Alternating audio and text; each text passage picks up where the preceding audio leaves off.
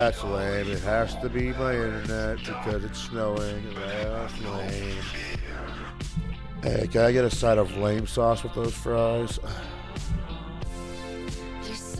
Look at my cat.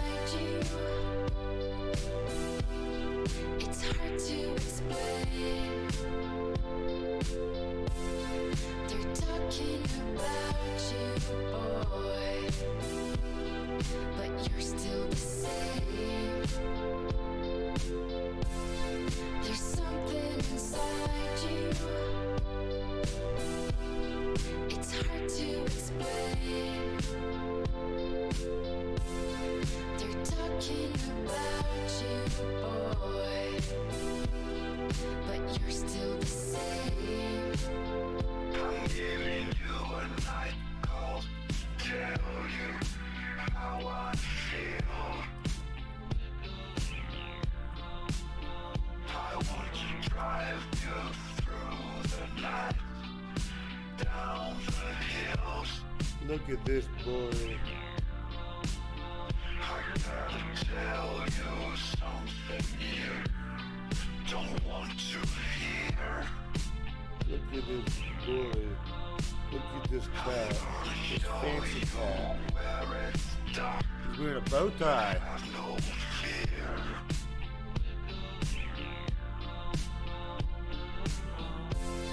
There's something inside you. It's hard to explain. Hey, what's up, dude? There's Sparkus. They're talking about you, boy, but you're still the same.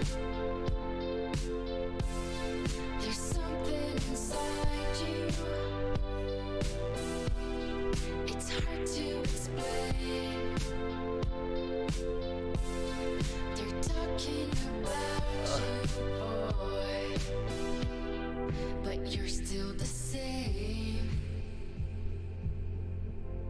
There's something inside you. There's something inside you. It's hard to explain. It's hard to explain. They're talking about you, boy, but you're still the same. Is anyone still here? I lost like 2 or 3 viewers, I feel like. 2, okay. That was so lame.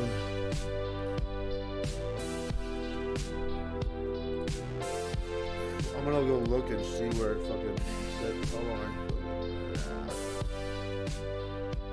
Alright, I'm gonna wait at the 15 more minutes. I usually like you know me, like 45 to like an hour in, I start playing Halo, and then I get back to whatever.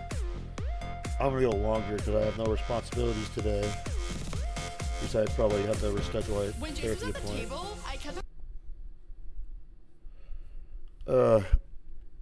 Paperboy, Doc, Dirt, you guys still here? Hello? Ergo?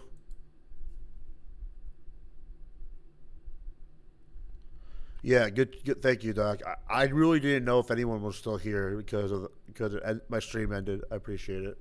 Paperboy said you ended your stream. He says Doc said you ended your stream. Dirt and Ergo are probably just chilling.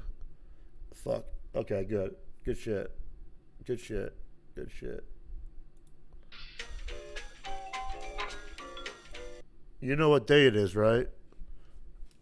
I was worried because my stream literally just like ended all of a sudden. That's all I'm saying. That's all.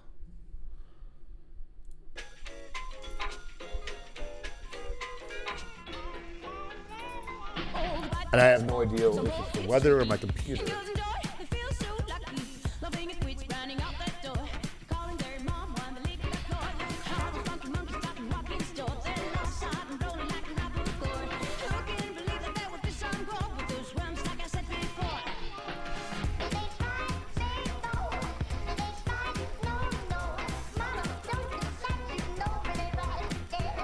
Yo, what's up, Ultima? What's up, G-Optimal?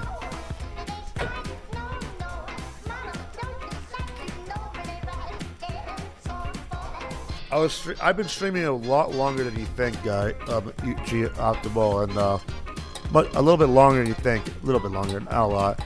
Like I was like 35 minutes in, and then my stream just crashed. I think it's either because of the weather or the computer. It doesn't seem like the computer because it's not heated up at all. So it's probably the weather. It's snowing like a motherfucker outside.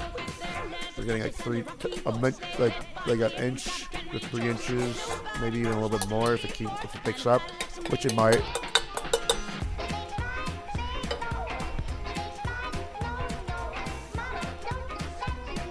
You got a snowstorm there. Oh damn. Yeah, exactly. Not much. Usually a bun with peanut butter soft. Oh, okay, cool. Yeah, it's snowing here. It's my day off, so I'm gonna stream for whatever. If my stream crashes, you know why. It's the weather and not me.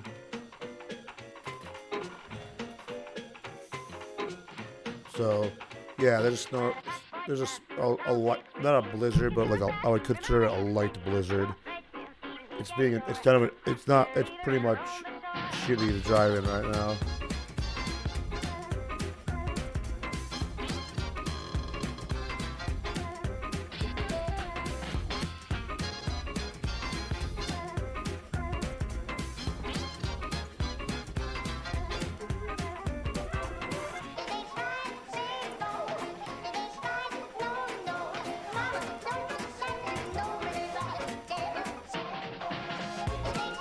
I'm packing a bowl right now.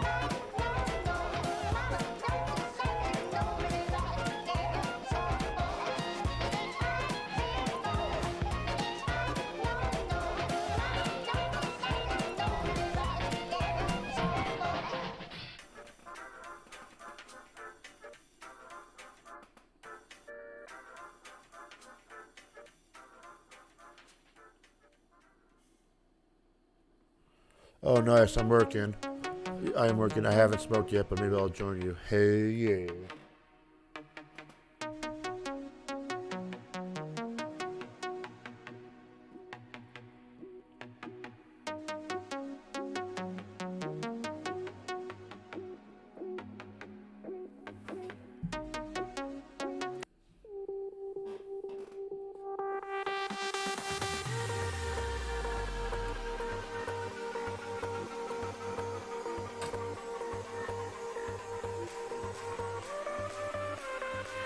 I'm gonna get an ice cube.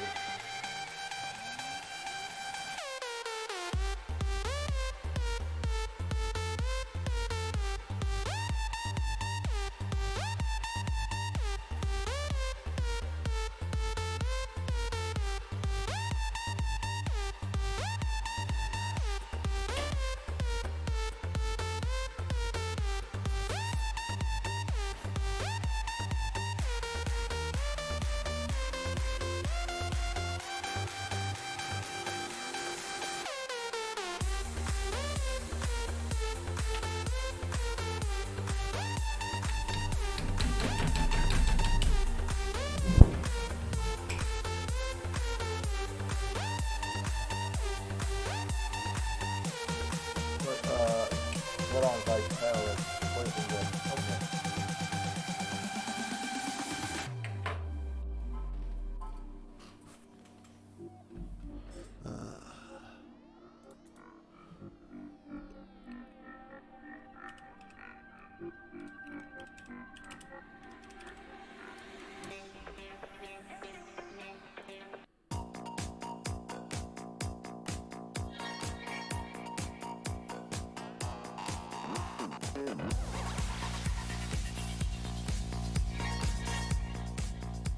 Is this it?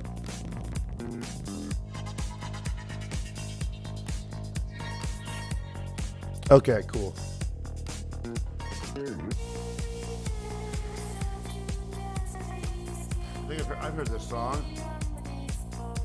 I didn't know this was called this.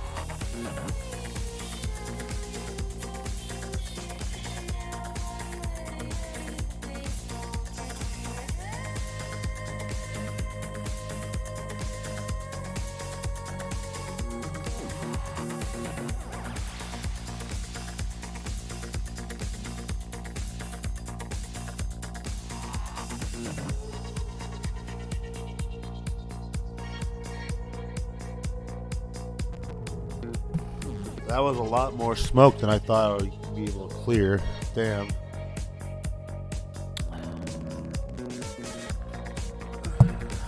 That was a big rip.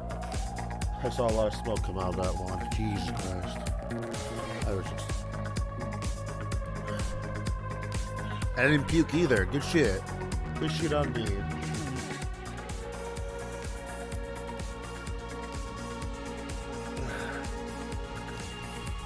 But hey, what's up, G-Optimal? What's up, Ultima Avatar? I see your work. You said you're working. Haven't smoked yet. Doc's not working. He's working from home today. Smoking dabs. Yeah. What's Eric Barbwire still here? He's just chilling. Hopefully, not. Hopefully, he has a good day. Yeah, I just packed this vape. The vape. You vape, bro? Hey, you vape, bro? Yeah, you don't vape? Ugh, gross. You vape, bro? Yeah, but I only drive one vape. That's fine.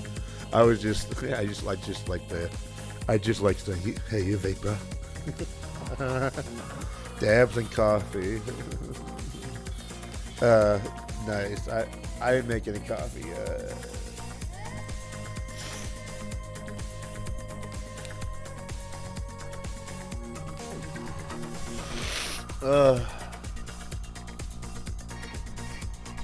There's like, I still can't talk about it. I want to talk about No Way Home. It's been 2 weeks, but out of Doc's respect, for respect of Doc, I'm not going to talk about stuff that has not been in the trailer for the movie. Green Goblin, Willem Dafoe's Green Goblin, good shit. Pretty much, if you had to see, if there was one reason you would watch the new Spider-Man, watching Willem Dafoe's Green Goblin. Have not seen it either. Yeah, exactly. Like I said, I'm not gonna say anything that wasn't in the trailer. I feel like I'm allowed to speak about what's in the trailer, at least. It's not even spoilers. It's just the fucking movie. I just want to talk about this fucking movie. I've been so fucking patient. Come on, dude. I want to talk about Spider-Man, but I can't do it because I'm trying to be respectful. It was good, G-Optimal, and I want to talk about it, but I can't do it because I want to be respectful. Yeah, exactly. I want to see it again, too. Let's never watch it. No, you better watch it. That's a crime.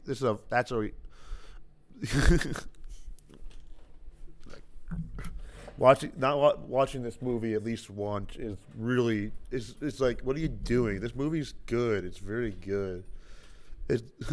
Create a Spooderman channel on your core, then talk spoilers. No, I want to talk it on stream.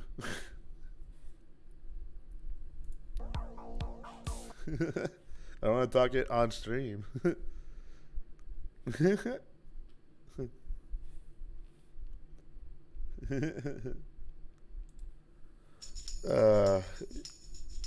It's good. It's a good movie. Very good movie. Looking Green Goblin, looking Doc Ock. That ending was great.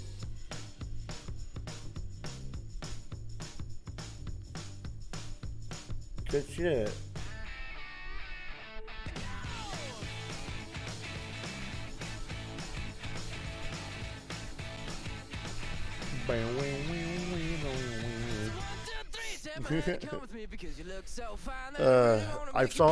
I don't know, but there's also this movie called Nightmare Alley. I want to show you guys a trailer because I've already seen the movie, and I just think people should see this movie. 1 second. I'll get that up in a second.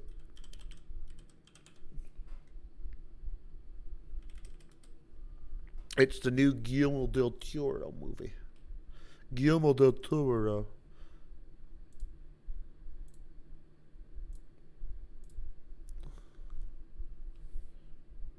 There you go. No, wait, no, not that one. It's this one. That's the one.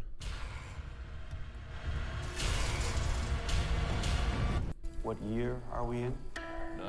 Good morning, Mr. Structo. I've What seen this day movie. I'm is just today? putting the trailer on. It's a good movie. Wednesday, I think. Very well. As briefly, year are we in? 1941. What day is Good today? movie. Everybody's. I think people should watch this. Wednesday, I think. Very well. As briefly as you can. Can you read minds? I'll be seeing you Come on in and behold the mysteries of the universe. in all your familiar places. I want to give you the world and everything in it. What are you talking about? We got a little mind reading show. There's a woman. Abigail. Oh, God. Teach me. Teach you. Everybody has some shadow from their past. Oh, you're trouble, ain't you? What if I told you I can get my hands on a two-person act force?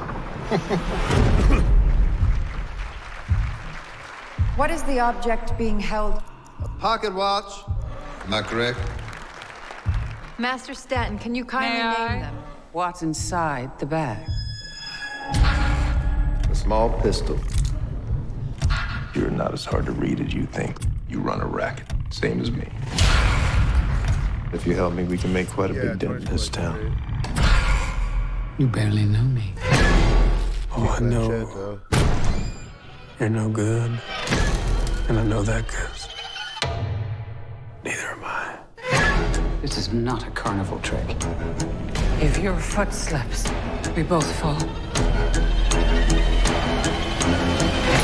We've had our share of snake charmers in the past. It is. We It's deal a great with them. movie. What did you do, Stan? Why did you do that? Sometimes you don't see the line till you cross it.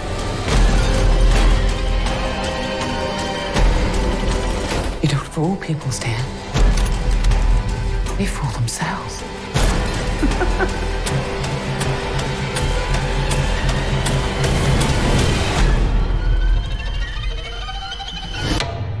I recommend seeing it. It's very good. I saw it in December. So I got it early, apparently, because it was supposed to come out this. It looks DC. It's very good.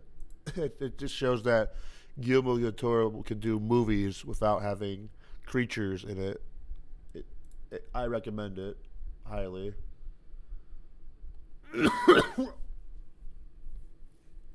Oh, Mr. Structo, by the way, I don't think you've seen this yet. 1 second.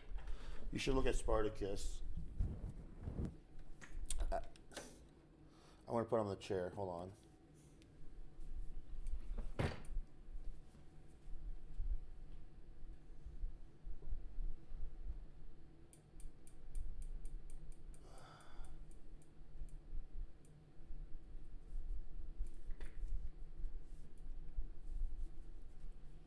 Hold on.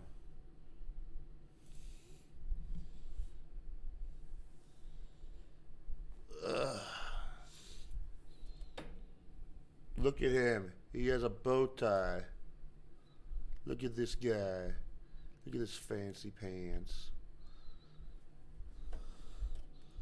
Look at him. He has a little bow tie. Got a little bow tie on him. Look at him, little bow tie. Look at his fancy pants. Come on. Hey. Hey. Look at him. Look at him. I'm just squeezing his cheeks so he's okay with it. Look at him. He got a little bow tie. Little fancy pants. He is soft. Especially right here.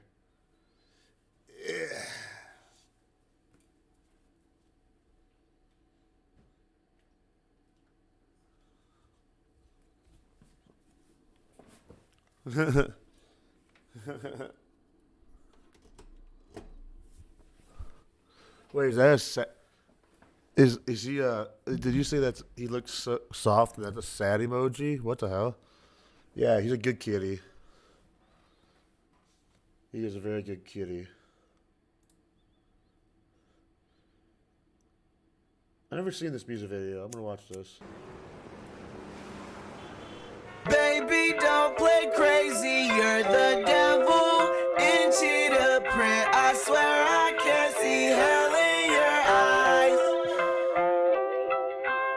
Because I want to pet him. Oh, okay. Well, Mr. Structo, if you ever want to come up north, I'll have a couch, and if you want, I'm gonna get an air mattress again because mine broke. You can come up here and you can pet him all you want, but I don't think you will. So.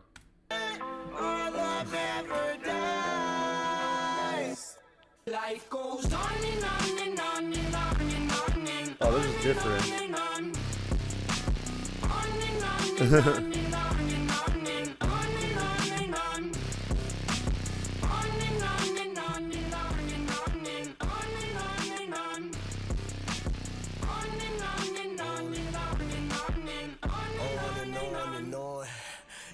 If I come up, I'd stay in a hotel to not be cumbersome. Well, good for you. News for you. There is 2 fucking hotels in walking distance of my apartment. One literally down near my fucking work, pretty much connected to the same building almost. Actually, I think it is connected to the same building. There's a hotel connected to my work because it's connected to the arena. Island Boys. I've been seeing you in designer lately. No surprise the devil wears Prada, baby. Feeling like I'm drowning in some lava lately. I taught you some game and you still That's Trippy Red and Ski Master Slump God. Gotta keep my tool like I'm a mechanic now. No matter what goes down. Life goes on and on and on and on and on and on and on and on.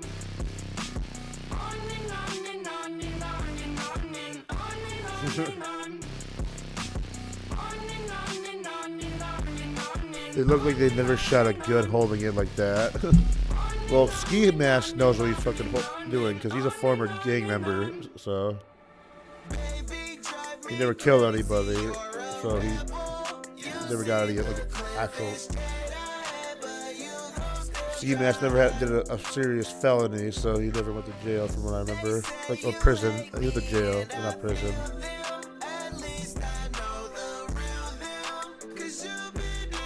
Trippy Red, I have no fucking idea. He just, I thought it was Triple Reed at what his name was at one point.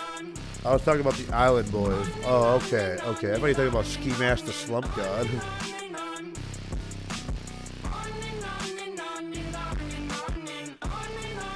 Wait, the Island Boys in here? Wait.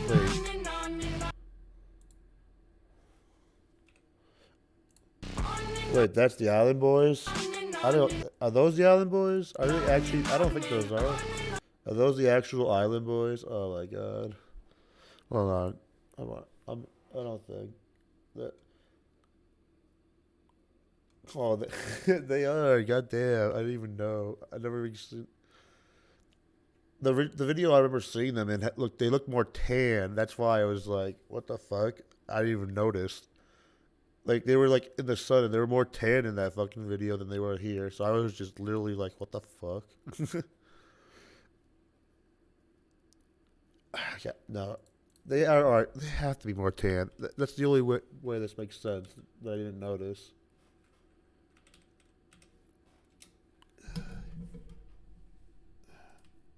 Yeah, see, they're more tan. This one's sunburned. He has a little bit of tan. Okay, it's okay. I didn't know they literally look different here. Literally, one does not look sunburned, and the other one looks like he's not as tan. Okay, I'm not crazy. Okay, good shit. I'm happy with that. That's why I didn't notice them at first. That's funny.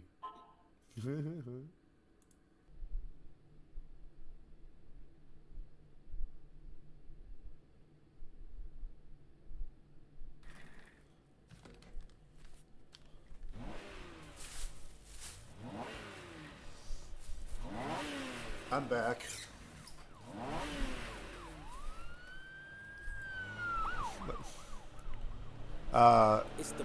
So here's what happened. I went to go across the street. They are closed until they reopen in a week from now because the guy, cook / owner, had shoulder surgery on his rotator cuff. So I didn't get to get food across the street, but I got coffee from upstairs. Hold on. But I did get some other shit because I gave my landlord like $20 for venison. So I got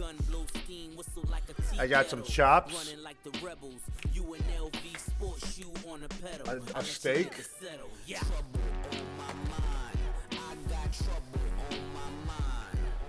burger,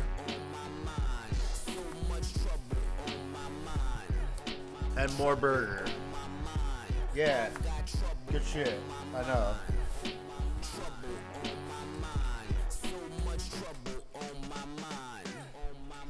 Said get him, so I got him. Tripped and burst the paling, then I accidentally shot him. Then it ricocheted and killed the game. I'm a problem because I want to fuck the world, but not a fan of using condoms. Pardon my French, I'm going hard as my dick when I envision my tip on the crust of bitch lips. Mr. Lip Shits has been tripping since I mentioned Reptar, Triceratops, dinosaur dick. I feel it in my gut. To kill these motherfuckers is a must like the arm of my pits. You niggas coming shorter than a Bushwick Billy costume on sale during Christmas in Philly. Well, not really. It's getting kinda chilly. Let's hit a couple bars and get some bitches wet willies. Soaked getting jiggy with it and Bel Air's riches. With a bag of pills, couple berries and a biscuit. Trouble on my mind. I got trouble on my mind. Trouble on my mind. So much trouble. Yeah, I gave my landlord like $20 for like some chops, some steak, some venison. They're all venison, by the way. For steak, chops, and a burger. So it's gonna be fucking good shit. I'm gonna have I'm gonna kick it with my friend Mitch. With the speakers blasting a pair of pots. Yonkers 10 milli, you're silly. Thinking that this preem wasn't free willy. The feeling is neutral, the gang is youthful. And fucking tighter than Chad Hugo's pupils. It's Wolfgang and the. With the re-ups, a hell of a buzz. Rick James said cocaine's a hell of a drug. Who else could put the hipsters with felons and thugs and paint a perfect picture of what selling it does? I haven't had venison in a while. Me either. Last time I had venison was jerky. But the last time I had like cooked venison was was a burger from Arby's, the venison burger, limited time day thing, limited monthly thing. But it's gonna be good shit. Not right now. It's already frozen. Maybe if in the future, but right now it's already. It's not today. It's already frozen. It'll take forever to thaw because I don't have the proper shit to thaw it.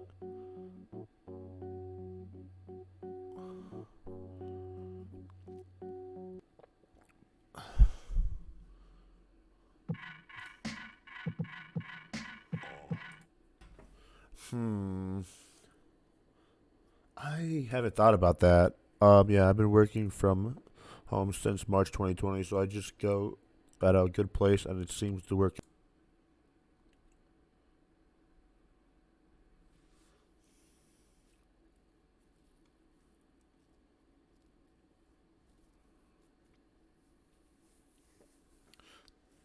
All in the right freaking tar. They had me putting in the cans and stuff. What a mess. What a mess.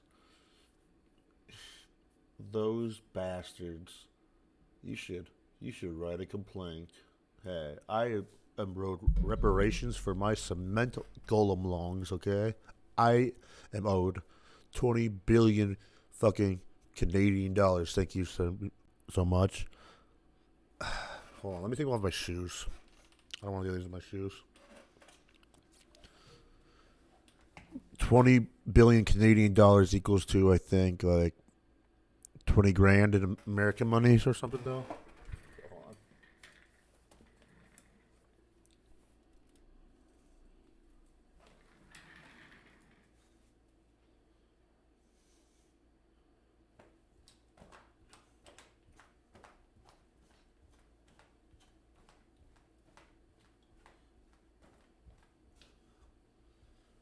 There you go.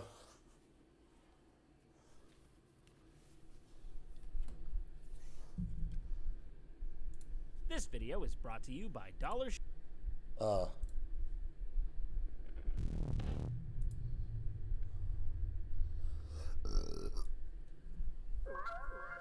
Two killers with me, keep two bitches with me, two guns with me. Y'all know who I be that pretty motherfucker. I'm just standing right now because I want to have some blood flow. Nigga. I mean, I be that holy nigga, I be that jiggy nigga, you ain't with me, bitch. Like tell them boys suck a dick, swag, cause I'm swagging on them. Got them all talking my shit. Yeah, I'm gonna use all calls my like Monopoly. Skinny nigga, pretty flocko. Nigga gripping that chopper. Party like the rocker, but my niggas louder than Flocka. With gang proper, cause I spit the all of these boppers. I'm big body partner, and you niggas talking that Tonka.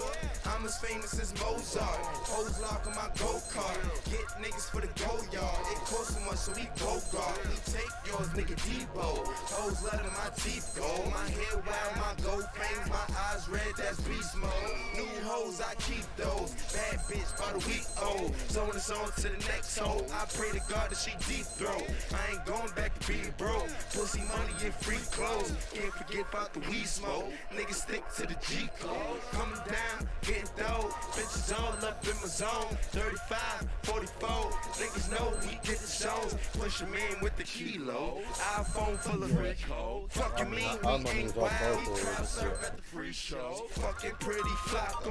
She want that pretty flocko. It's beef, I'm splitting your taco. You niggas is out of your nacho. Cause bad bitches, man, I got those. In the Rolexes, man, I rock those. And I pop hoes, gotta drop rolls. If it's not nose in my condo. If you a trill, nigga, get your motherfucking hands up. You a trill, nigga, get your motherfucking hands up. You a trill, bitch, get your motherfucking hands up. You a trill, bitch, get your motherfucking hands up. You a trill, nigga, get your motherfucking hands up. You a trill, nigga, get your motherfucking hands up. You a trill, bitch, get your motherfucking hands up. You a trill, bitch, get your motherfucking hands up. If you a trill, nigga, get your motherfucking hands up. You a trill, nigga, get your motherfucking hands up. You a trill, bitch, get your motherfucking hands up. You a trill, bitch, get your motherfucking hands up. You a trill, nigga, get your motherfucking hands up. You a trill, nigga, get your motherfucking hands up.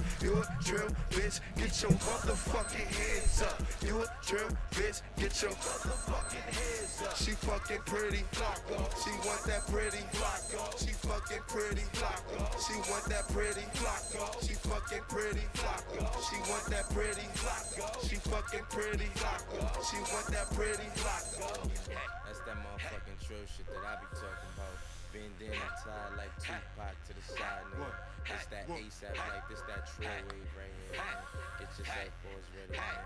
That's that pretty fly, nigga. Hey.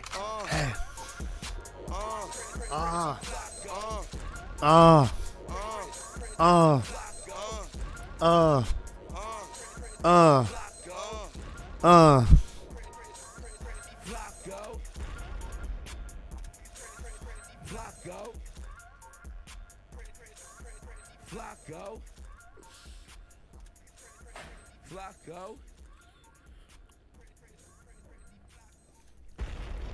Folks, what? You went down to pick up your kid and then you're like, oh, back. That's my guess, right? You picked up your kid and then you strained your back. Yo, you know what I should do? I should have a command that says that if someone brings up Airsoft Fatty, I should just fucking put like someone like command ASF, and then it'll be like blank amount of times Airsoft Fatty has been mentioned by chat or me. It works both ways, so it'd be good. What happened to Fatty? Here yet, but since you're getting hit, it's on the way. I'm sure. I think it's going up north. I think it's not going down. Fucking lucky. Maybe you'll get a little bit of it, but I don't think you're gonna get hit like me. Be a mod, a mod, or a VIP to post links. It's a security measure, Mr. Fat Rabbit. I do apologize.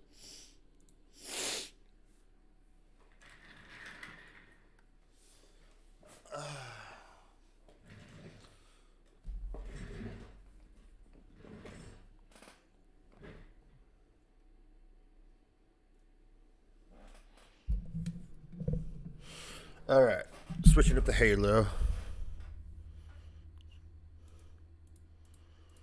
All right, let's go to intermission. How's your days going, Fat Rabbit? Fattest rabbit on Twitch with a pimp limp. Yeah, make sure he ain't gonna gimp on all that motherfucking shrimp.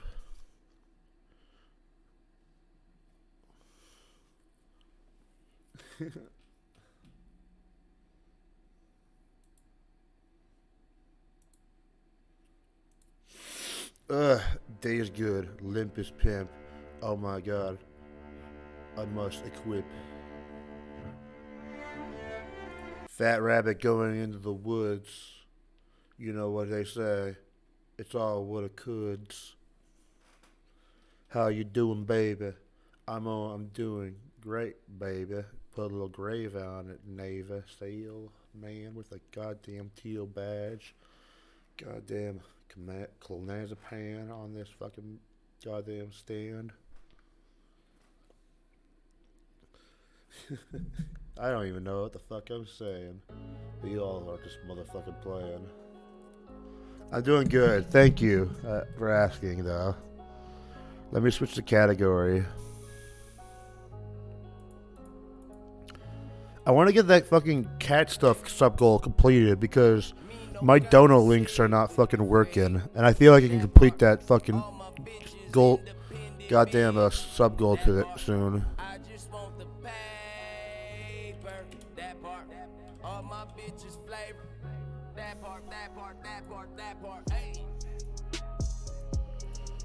That part. Bang this shit in the hood one time, little bitch, I'm back and bobbing. Tell that ugly bitch to move away, I need more options. Broke then fix your pockets. All I do is profit. $250,000. Oops. That part. Bet my bitch move the same old thing. That part. 405 with the gun offset. That part. Hey, I'm still trying to make that play. Rich or poor, nigga, choose your fave. Style on top of style, nigga. 5 years of being rich, nigga. Drove beamers down feed. I'm starting up Halo right now. So if everyone wants to join the stream chat. Got an engine back with the top in it. Nigga driving it like it's a bomb in it. Me no conversate with the fake. Mr. Structo, if you're gonna come in and play, let me know.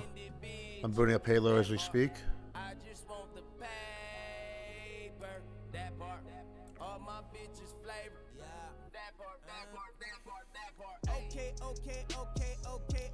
Okay. If they chooses okay. Go babe. Go babe. I just left the strip club, got some glitter on me. Wifey gonna kill me, she the female OJ. Y'all don't feel me, man, this ain't okay. 4 seasons, take a shower, new clothes, I'm reloaded. Rich niggas still eating catfish. That bitch ain't really bad, that's a catfish. If I walk up out of Sasquatch. I might play a little later, still doing work shit. Okay, I'll go back to just chatting for a second then. I don't want to play free fall right now, honestly.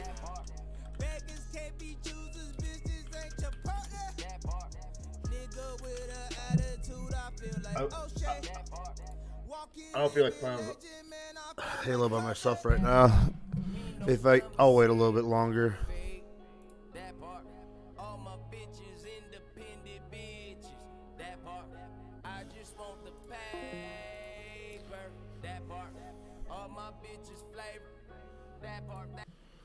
Oh, by the way, Doc, if you want, I don't expect it. It's just I'm just throwing it on the table. But if you want to come on stream and just chill and smoke and listen to some music and just talk shit, shoot the shit, let me know. I'll be in my Discord chat. But right now I'm just gonna go back to watching YouTube, if that's the case. That's all right.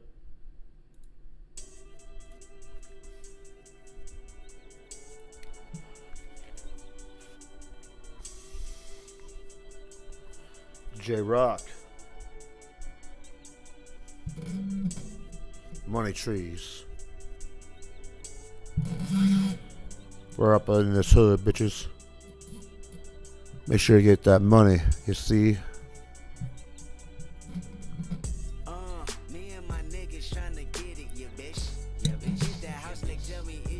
It's like one of his earliest hits, I think. Yeah. It's either Mad City or this song that blew up first. I couldn't remember. I think it was Mad City.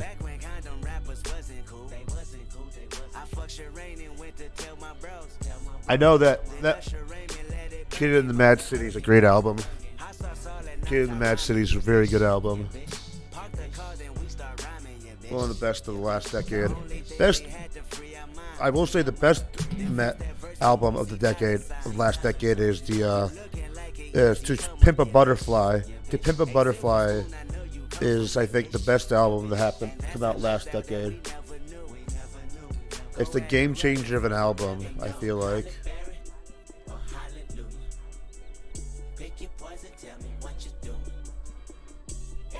Just gonna respect the shoe, but the one in front of the gun lives forever. The one in front of the gun forever. And all pursuit all day, it's away, alleyway, those two rustlers alleyway. Just to say, the trees is the birds, just to say me, that's just how I feel. Mean bitch.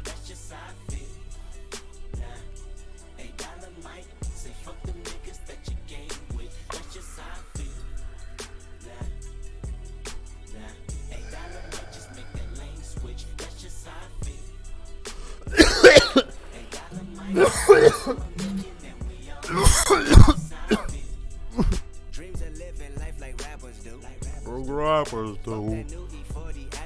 We got the school. My home.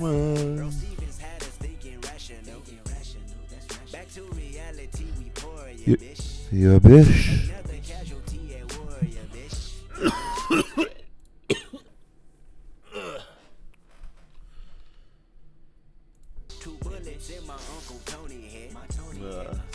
I wasn't expecting the gag like that.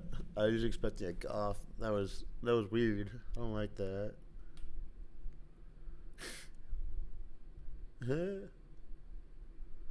This fucking song has almost 1 billion views. Jesus Christ. Ugh.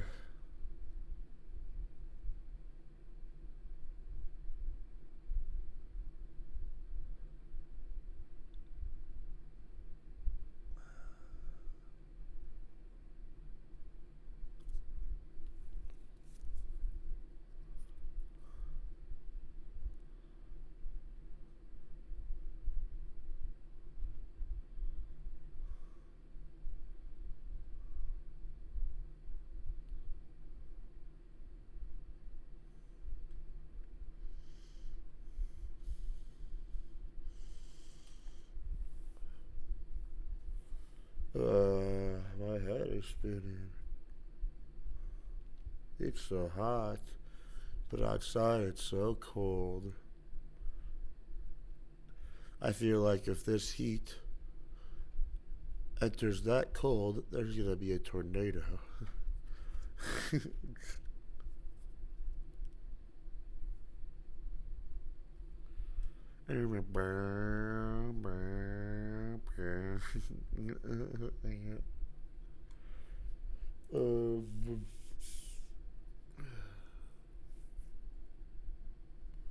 What's this?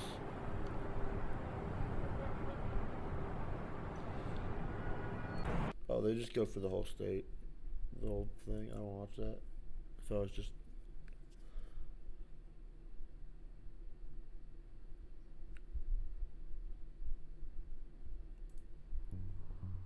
Whatever. I'm gonna look at the worst places of So we're gonna begin Detroit. our journey in Detroit on M102. No, that's I'm gonna tell you places I've been and I recommend that I recognize, not recommend. We decided to take 8 miles. Yeah, look at that. Look at that on our way building. into The building is fucking on. 8 Mile Was on Road fire. is north of Detroit, about 8 miles north of downtown. Along the way, we saw many shuttered businesses and other downtrodden Oh sites. no! What? It's 8 Mile. Of course, 8 B Mile Rabbit. became famous by the movie Eminem. 8 Mile, starring Eminem. Yeah, you just said it. Yeah. 8 Mile Road has also been the physical and cultural dividing line between the wealthier, predominantly white northern suburbs of Detroit and the poorer, predominantly black city. You can see on this map exactly what I'm referring to. As we drive, heading west, on our left is the black population, where people earn about $30K a year. And on our right is the white population, where people earn about $75K a year. Damn. So we left 8 Mile Road and hopped on a 75 South to head into Detroit proper. I think I've been on 75 South like a long We time got ago. off 75 South at Grand Avenue and headed west. We read online that an area near Rosa Parks Boulevard was particularly bad, so we went there first. As it turned out, this wasn't even the Some worst bad area areas we near could see. Rosa Park Boulevard. I like that house. Got old At this timey. point, we were about 4 miles from downtown. Yeah. For perspective, you can see I on think this map I where was we were. I was near there, not that far. The homes here were in pretty bad Never been shape. down this area. But just like we saw in Flint about 2 hours earlier, in many of these downtrodden neighborhoods, people were not outside. The streets were just eerily It's empty. very eerie. It's like a ghost town. No signs of life at all. Did you know Detroit has lost 2/3 of its population? Hey there, Mappy. I knew the population of Detroit has declined, but I didn't know how much. Have you ever seen a neighborhood like this, Mappy? I've been to East Cleveland once. That was really bad. Me too, Mappy. But in East Cleveland, at least they had houses, not just all these open spaces. Yeah. Mappy, we're going to have to catch up about all your family drama. But we're going to wait until the next video to get to the bottom of that. I drove through Flint once. Went to a mall that only had 2 places open. I think I know which one you're talking about, because I think I went to Flint once to go to a show at the machine As Mappy shop. pointed out, Detroit has lost 1.2 million people in the last 70 years. That's a lot of fucking Of course, people. That's because of the auto industry decline mostly. That's- That's pretty common knowledge. Over 1 million people have left Detroit. God damn, that at least Detroit's getting better. I could say. I feel safe near downtown, in downtown, like on the outs, a little bit on the outskirts of downtown. I had to keep an eye on a bunch of Star Wars stuff at that mall. Nice. In this neighborhood we were in, rent was about $450 a month. for the $450 entire a month. That's house. so You dirt can see cheap. why. That's so bad. That's such shit. That's so shitty. Look at all that. Now we're gonna let this go for a minute or two, It's dirt and cheap. then take you for to all- the worst That's too area we expensive saw for this this. morning. Oh, that's too expensive for this area. That's expensive for that area. Oh, that's so bad. Look at all these houses. No signs of life. Nothing. You don't see anything. I don't see a single person. I see birds, of course. I don't see a single fucking person, though. That's crazy. Then took Linwood. That's crazy. So we left that neighborhood and took Linwood, one of the really bad thoroughfares in Detroit. I don't think I've been We here. wanted to head to the Northwest Goldberg neighborhood, which we read was one of the worst in the city. Of course, Detroit has issues with crime and poverty. 1 in 3 people in Detroit lives in poverty. In 1950, 82% of Detroit was white. Now it's 82% black. And of the top 12 employers in Detroit, all but 2 are government jobs.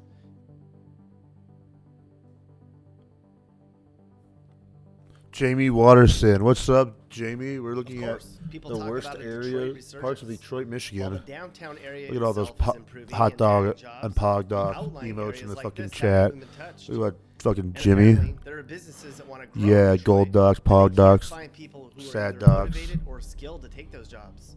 So the city's Dough actively dogs. trying to recruit skilled people to the city, offering tax breaks and cheap housing. Where are those Lord emotes? But progress is progress, and there's an era What of about hope those and 8-bit optimism among some emotes Detroit of the folks, Lord? You know mostly which in one I'm talking areas about, not right? close to this. This one? Yeah, that one. Okay, so now we're coming up into the really bad neighborhood that we were looking for. And for perspective, here's a map that shows where we are from downtown.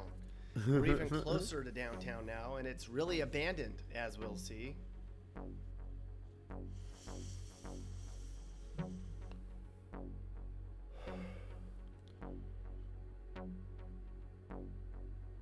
It's the really abandoned area. Yeah, that's look at that. It looks like this neighborhood The Walking wasn't really Dead. dangerous. At least we didn't see any people lingering or never felt threatened. So whoever actually lives in these neighborhoods was either hiding inside, sleeping, or not home. Sometimes you'd see a guy on a bike or a few people on their porch, but that was it.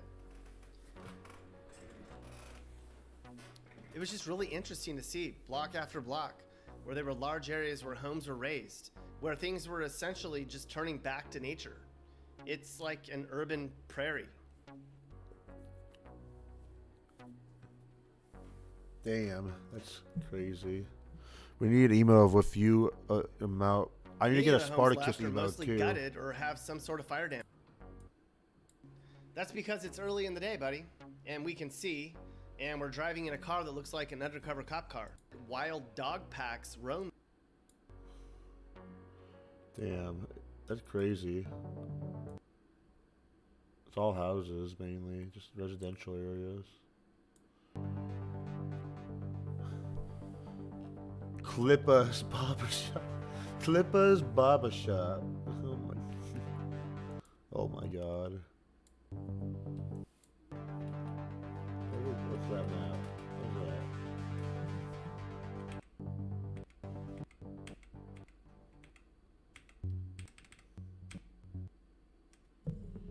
Yeah, just this place is fucking.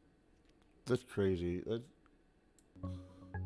the Motown Museum, the Museum of Motown Music, just in the middle of nowhere.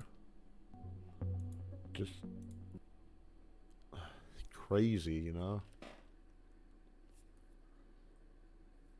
But I want to watch this.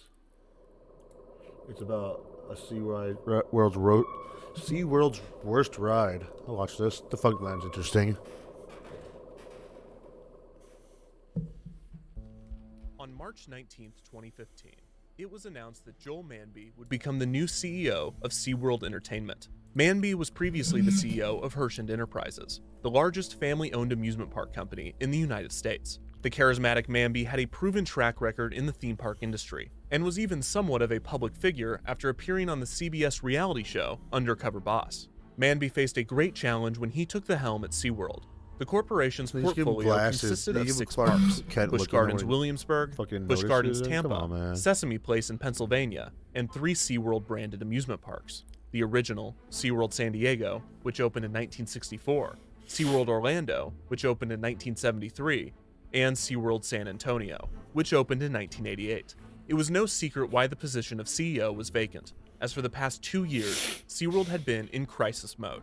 In 2013, the documentary Blackfish premiered. The film was a scathing look at the treatment of captive orcas, specifically those held and bred at SeaWorld amusement parks. By the end of 2013, the documentary was airing regularly on CNN, and activists, government officials, and the general public as a whole were putting overwhelming pressure on SeaWorld to end their signature orca program. Manby assumed the position of CEO at the height of this crisis. Up to this point, SeaWorld's main response to the outcry had been to attack the documentary, the filmmakers, and the interviewees. But this only made matters worse, so the company pivoted to improving the living conditions of its orcas. In August of 2014, SeaWorld had announced an initiative titled the Blue World Project, that if approved would almost double the size of the orca tanks at SeaWorld San Diego, and subsequently in San Antonio and Orlando. Nice. When Manby joined the company, this project was still awaiting approval by the California Coastal Commission, which had jurisdiction over construction projects in the California Coastal Zone, which included SeaWorld San Diego, which sits in San Diego's Mission Bay. Just over 6 months after Manby joined SeaWorld, the commission approved the Blue World Project, but only on the condition that SeaWorld stop breeding and transferring orcas, effectively forcing them to end their orca program entirely once the park's current orcas passed. SeaWorld planned to sue the Coastal Commission to have the conditions removed, but Manby was already taking SeaWorld in a new direction. The month after the commission's conditional approval, Manby held a conference call with investors in which he outlined a new vision for the company. Manby's plan was to shift focus away from animal shows and put resources into more traditional amusement park attractions with a nautical theme. In the call, Manby announced 3 new attractions, all themed after a single television show named Sea Rescue. Sea Rescue was a documentary series that followed a group of veterinarians and experts attempting to rescue and rehabilitate marine life. The first attraction based off of the show was a unique roller coaster named SeaWorld Rescue: The Ride, which would be constructed for SeaWorld San Antonio. Another was tentatively titled SeaWorld Rescue, and concept art depicted guests boarding a rescue truck and receiving unique views of an aquarium. This attraction was earmarked for SeaWorld Orlando. Finally, the third attraction would be a submarine ride named Ocean Explorer, to be built at SeaWorld San Diego. The Sea Rescue rides were multi-million-dollar attractions, and in order to pay for them, Manby explained that he was diverting money away from the Blue World project. 4 months later, in March of 2016, Manby made the decision to end SeaWorld's orca breeding program. The following month, SeaWorld announced that the Blue World project had officially been canceled, and as Manby had outlined, the money was instead invested in new attractions for SeaWorld's 3 parks. While the Sea Rescue truck ride for Orlando would be scrapped, SeaWorld San Antonio would receive its Sea Rescue attraction, a double launch coaster now titled Wavebreaker, the Rescue Coaster. SeaWorld San Diego would also receive its submarine ride, but the company was now promising much more. In February of 2016, SeaWorld announced that a new 3-acre section, or a new realm as it was officially called, would be added to SeaWorld San Diego, named Ocean Explorer. The children's area would feature aquariums, rides, and digital technologies, all focused on exploration and adventure, with a theme of ocean conservation. On top of some small flat-top rides, the area would feature a flagship attraction, named Submarine Quest. This was the realization of the attraction that Manby had announced months earlier in his conference call.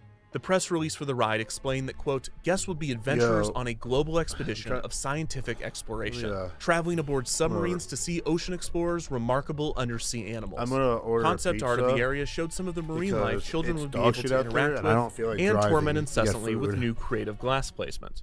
This concept art was either hastily made or sloppily made, or both, with some really poor compositing, as seen by the piece of concept art for Submarine Quest. While these seem to just be stock photos quickly placed inside a rendering of the submarine, the inclusion of this kid is perfect foreshadowing. Construction began in the summer of 2016, and the realm was scheduled to open in late spring of 2017. Ocean Explorer would be built just to the right of the park's entrance, on a relatively empty parcel next to one of the park's cafes. A flag display and a small animal viewing area would be removed to make way for the new realm. Concept art for the land was circulated as construction began, and it appeared that the area's signature attraction, despite the name Submarine Quest, would actually be an elevated dark ride with outdoor sections, similar to Disney's People Mover attraction in the High in the Sky Seuss trolley train ride at Universal Studios Islands of Adventure. Both of these attractions were gentle trips around their respective lands, providing guests a relaxing outdoor ride with some short dark ride portions. With Submarine Quest, it was assumed that these dark ride portions would be more elaborate, providing guests with special views of the new aquarium during their adventure. In a statement, SeaWorld assured the public that Submarine Quest would not be a shoot-'em-up style dark ride, even though no one considered that this was a possibility. Instead, the press release explained that by, quote, using digital touchscreens mounted in the ride vehicles, riders will play games and score points as they spot ocean creatures during the indoor and outdoor journey. The company launched a significant media campaign to coincide with the release of the new realm. SeaWorld San Diego published a video series on YouTube titled Meet the Deep, in which hosts Mike and Jenna chronicled the area and specifically Submarine Quest development and construction. The Meet the Deep series is quite possibly the most in-depth documentation of a ride's construction by a theme park. The web series explores almost every aspect of construction. In the third episode, Mike and Jenna introduce Brian Morrow, Vice President of Theme Park Experience Design.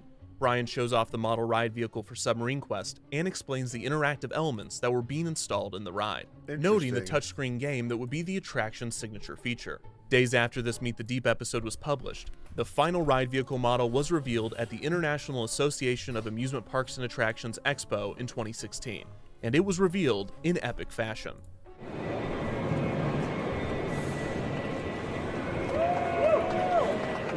A trailer was also released during the expo with a new opening date of summer 2017. Punch in your coordinates. Set a course for discovery. Dive into Ocean Explorer, a whole new realm at SeaWorld. In January of 2017, a Meet the Deep episode was published in which Brian gave a tour of Chance Rides in Wichita, Kansas, which was the manufacturer for the attraction. They gave the first glimpse of the full-scale sub still in production. complete with lighting and the touchscreen game. The next episode featured Mike and Jenna actually playing this game.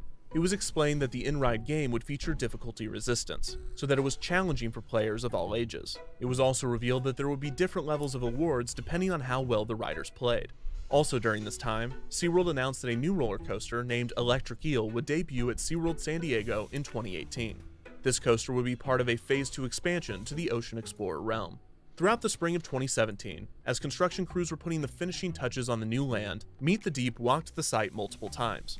In April, SeaWorld held a ceremony to unveil the final submarine to park guests. 3, 2, 1! The submarine remained on display as construction neared completion. Ocean Explorer and Submarine Quest had an impressive turnaround time. Despite being delayed from spring to summer of 2017, the new land was still set to debut just 16 months after being announced. No one seemed more excited for the land to open than those internally at SeaWorld. Executives and the ride's designers hoped that enthusiasm would spread to guests. Tempting fate, SeaWorld San Diego president John Riley said, quote, "Our guest response to new attractions has always been tremendously positive." On June 1st, 2017, Ocean Explorer held its grand opening ceremony. SeaWorld pulled out all of the stops for the event. There were ribbon wavers, confetti, flares, the eel from a discontinued ice show at Busch Gardens Tampa, and they even got a bubble guy. With the realm now open, dozens of guests who had waited minutes for the land's opening casually walked inside the new world of exploration, discovery, and conservation by apparently immediately trampling the plans due to lack of fencing. Okay. Ocean Explorer featured 4 new kiddie rides: Sea Dragon Drop, the Octorock, Aqua Scout, and the most well-received, Tentacle Twirl. The aquariums throughout Ocean Explorer were quite small, but they did feature the unique viewing angles as promised. There was also an interactive attraction, the Skill Training. 1 second. I put a little bow tie on him. He has a bow tie now. Look at him. Look at this handsome man.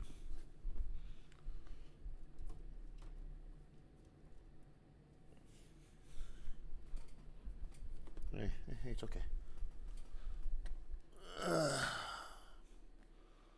Look at him. He has a little bow tie. I straighten it. Look at him. Handsome.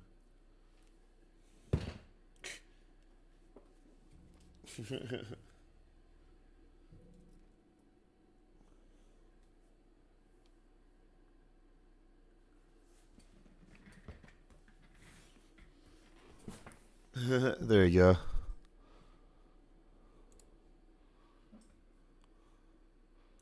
Pod, nice as little well as kitty. the Explorers Cafe, whose boy. signage choices were a bit confusing as everything else in the land is designed for small children, except for the craft beer apparently.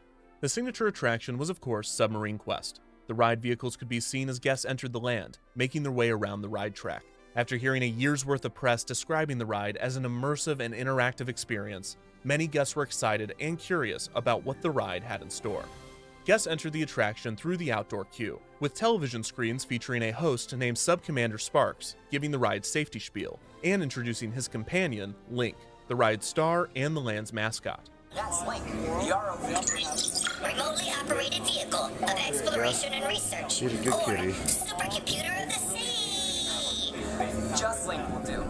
A figure of Link could also be found at the realm's entrance. After entering the loading station, guests passed by a few simple art pieces and immediately boarded their subs. There were 7 how are you subs, doing, Dusty? each with a special name, Morning with no for clear you. direction It's or actually pattern. afternoon for me. 2 I of just them are ordered named lunch. after parts of a Got ship, a pizza. Axel and rudder. Because One of them is a it is snowing like a motherfucker outside. We're like getting now it looks like 2 to 5 inches of snow. I think it's at 1 to 3, but I think it's gonna get worse. fish with a first name, Macy Mackerel, Supposed not and gonna stop another till, is like, just a first name with a not nautical gonna stop till, adjective, like, fucking Bubbly Bailey. 7 o'clock As guests sat in the tomorrow ride morning. vehicle, Sub-Commander Sparks returned to instruct riders to pull down on their lap bar, before Link joined him for the voyage. Sub-Commander Sparks told riders to tap the screen in order to release the Great. airlock, and I'm guests waiting began for their my pizza to be expedition delivered, into so the majesty of the deep, It's blue, one of those days. blinding sunlight. Getting delivery, even though I have a car. After passing you know, by trees and concrete, it's cold. guests entered the first show scene of Submarine Quest, which was that of a deep-sea coral reef. This scene is supposed to be in the Twilight Zone, a zone that is so deep below the surface that sunlight cannot reach it. Of course, the ride represents this in broad daylight with 2 screens that briefly display an octopus. Whoa, that octopus was totally camouflaged. After the Twilight Zone was the Sunlight Zone, where guests saw The Sunlight Zone. eels. Click faster. Sub-Commander Sparks detects a large animal ahead, and guests begin a pursuit. Riders are able to see Link in This front is of them. lame. This static figure featured a digital face that never quite synced up with the audio from the ride vehicle. The two decide to send out the Beacon Buddies on a mission. Wow, look at this genuinely amazing experience that totally cannot be replicated. The Beacon Buddies find huge jellyfish and something even bigger ahead. As guests escape to the old sea pod to take a look, riders are instructed to open another hatch, despite the hatch always opening before the instruction audio is finished. Press the blue button to open the hatch. The sub then enters a sea pod full of screens that display a giant CGI squid. After a brief stop in the sea pod, riders open the escape hatch and re-enter the ocean, just as the squid breaks the Oh my glass God, on the it's sea so pod lame. and releases ink. As This guests is exit like the pod, weeks. water This sprays is- at riders. they The spent- water they effect spent was a lot of incredibly money on this, I inconsistent, bet, too. and it is not clear whether the Wow, water was what a triggered fuck- by what a a bunch game of mechanism fucking and only idiots. appeared sometimes, or if it was simply an unreliable effect. It was shot from the left of the ride vehicles, Come on, and instead of man. giving all of This the is riders a very light lame. mist, it just hosed the rider in the front left seat. After this scene, the subs take a final turn back into the loading station. During this short segment, guests found out what type of explorer they were. There were 3 options: Junior Explorer, Super Explorer, and Master Explorer. Even though in playtesting, Mike Yeah, imagine like going to go to SeaWorld and you pay like a lot of money, just not just for flights, but just like flying there. If you're in Texas, it'll probably be a little bit better, or Florida or California. But imagine like if you don't live in those states, flying to go to SeaWorld and you get, and this is one of the things is like, damn, I wish I got some of my money back. Mike scored Marine Veterinarian, which did not seem to be an option that made it into the final game. Guests then re-entered the loading station and exited their vehicles. Incredibly, Submarine Quest was not a hit with guests, and this you is putting it think? lightly. In general, guests were shocked to find out that Submarine Quest was neither sub nor marine, as it took place 15 feet above the ground in the open air. The outdoor show scenes were sparse, and the one dark ride scene was a disappointment. The ride did look better at night, as there was at least a chance of the illusion of being in the deep ocean, but sunset in the summer in San Diego is around 8 p.m., and most nights, SeaWorld closed at 9. The creative Damn. decisions made for the ride were quite confusing.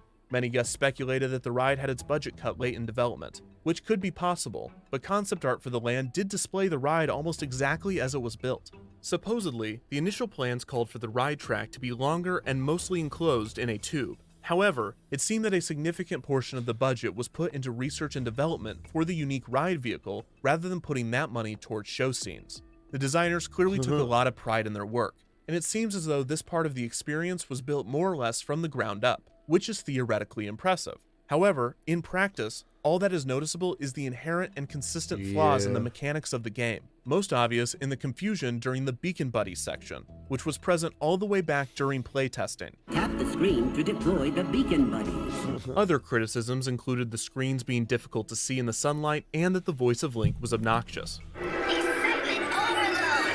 To add insult to injury, the entire realm had...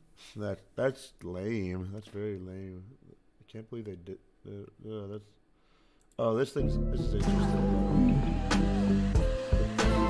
a story about it. 1 second.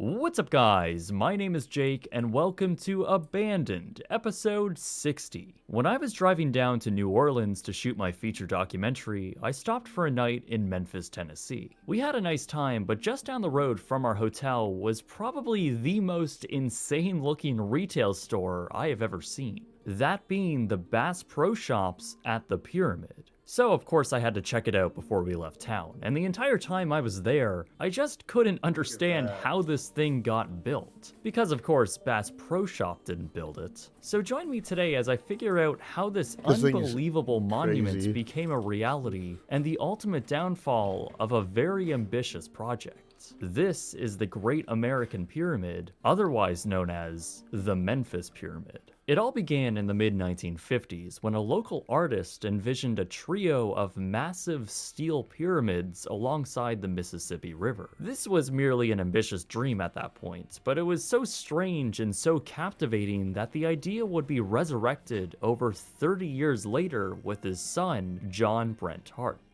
John saw an opportunity in the growing tourism industry in the home of blues. Memphis, Tennessee, at least to John, was the perfect place to bring his father's weird idea back to life. So by 1986, the project was officially announced. It was dubbed the Great American Pyramid, and its main function was to serve as a 20,000-seat basketball arena. But there was so much more to it. In early concepts of the project, this proposed 330-foot high aluminum structure would be painted gold and, according to the concept art, would be located just south of the downtown core. Even at this early stage, over $150,000 had been invested for a feasibility study as the project entered the approval stages of city planning. Many were enthusiastic though, as the project was thought to have been a great location for sporting events, and with its proposed rooftop Hall of Fame museum, it could attract hundreds of thousands of tourists. Total costs were estimated at around $60 million, the vast majority of that being taxpayer money, around $50 million worth of city funds. Okay, I'm gonna look it up, that thing, like, alright, 60, where was this built? Another $10 million of private investment was also secured. In 1989, the Daily... 1989, I'm just gonna say, 60 million is just 1989. So 60 million back then would be about 134.5 million today. That's, damn, that's a lot. Daily News Journal published an article quoting Sidney Schlenker, the lead construction manager. He said, quote, "I think it is the next great building that's been built since the Houston Astrodome. What is being built here is a monument. It's like the Statue of Liberty and the Eiffel Tower.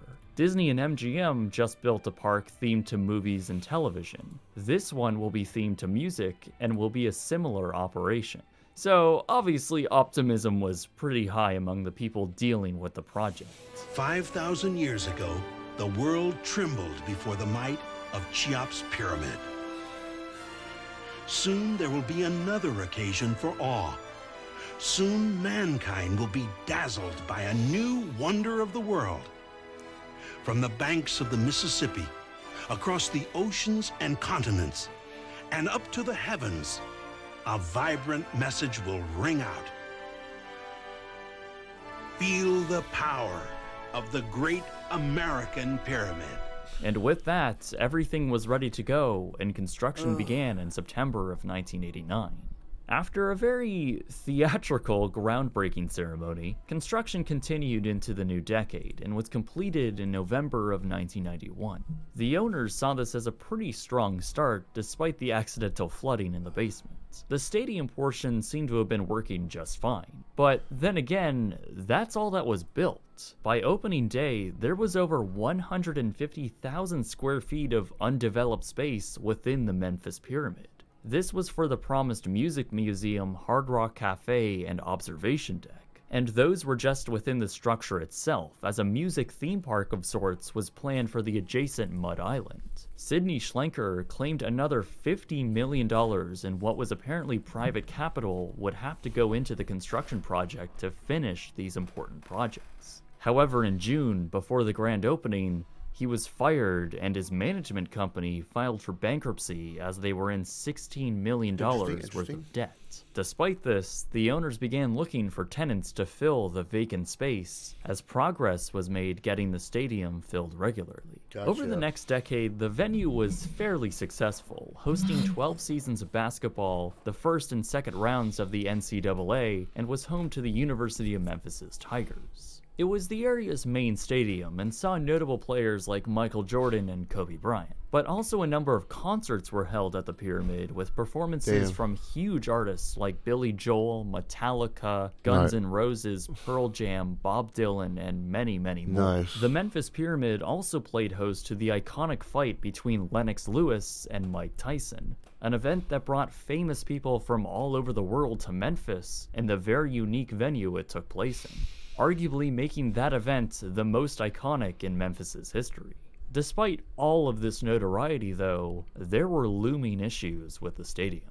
While many praised the unique architecture that came along with the venue, that unorthodox design for a stadium proved to be a bit of a challenge. Because of the enormous space above the stage and seats below, the acoustic... What's up, Eric Barbawaya? How you doing? I'm watching a video about the history of the Memphis Pyramid in America. Were an extra annoyance for crews.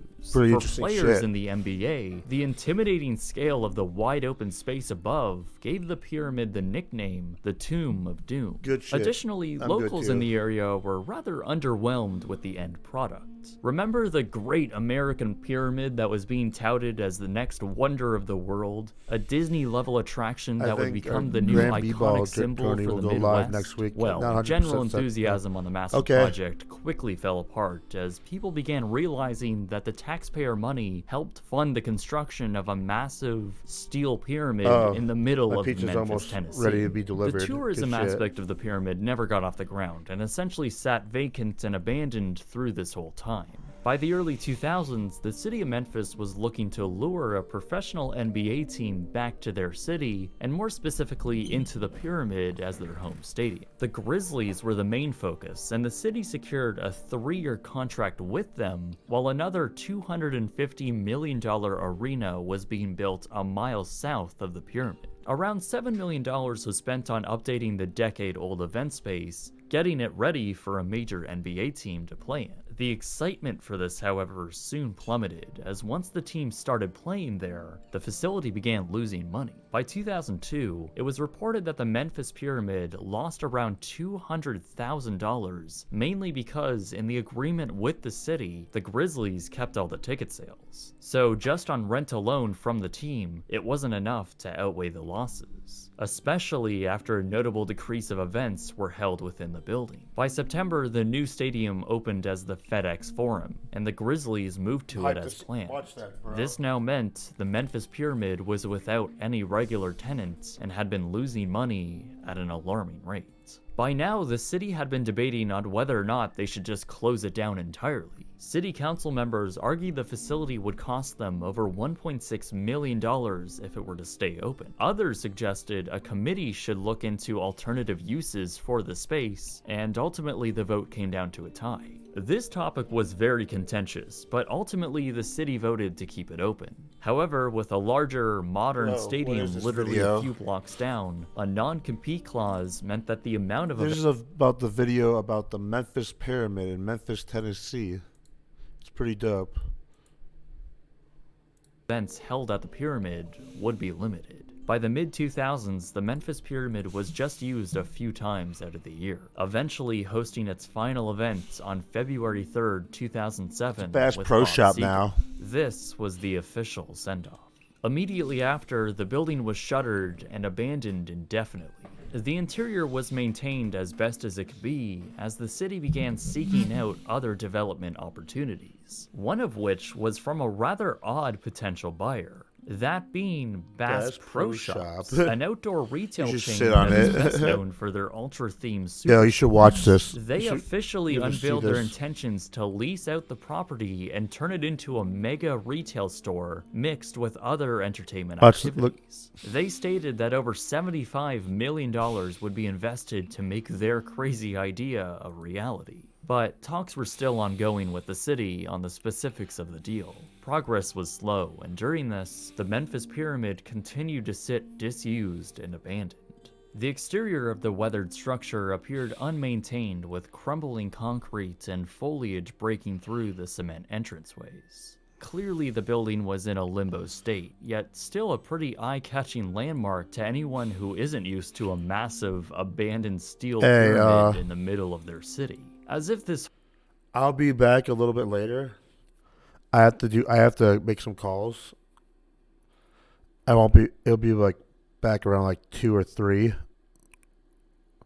Yeah, have a good one, guys. Let me see who's on right now. Bro, live stream the calls. No, it has private information I can't talk about.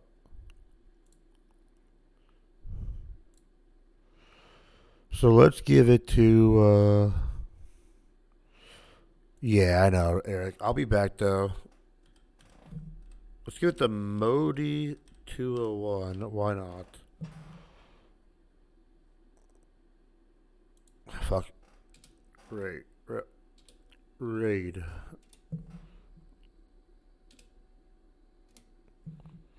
Alright, guys. Take care, man.